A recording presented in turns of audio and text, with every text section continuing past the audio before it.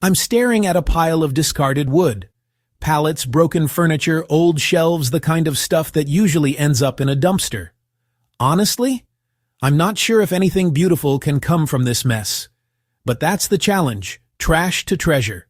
Can I actually make a table worth showing off? First step, triage.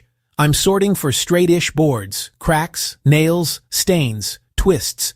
Nails first, magnet sweep, pliers, pry bar. If I miss even one, my blades are toast. This pallet slat is split at the end, but the middle is solid.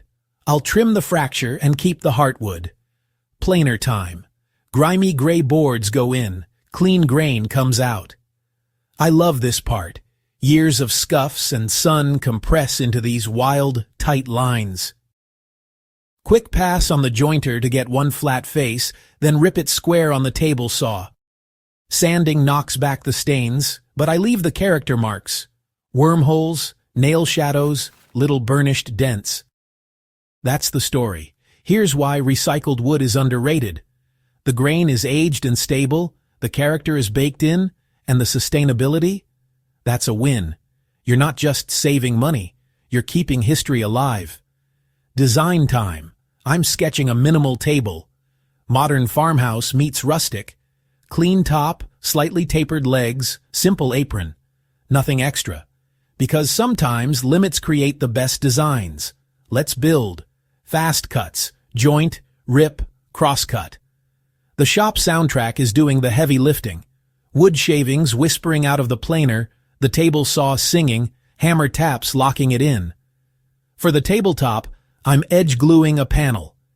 Biscuit joiner for alignment so nothing slides around during clamp up. Clamps on. Wipe the squeeze out. It's coming together. And then, reality check. One board cracks when I drive a screw. I should have pre-drilled deeper.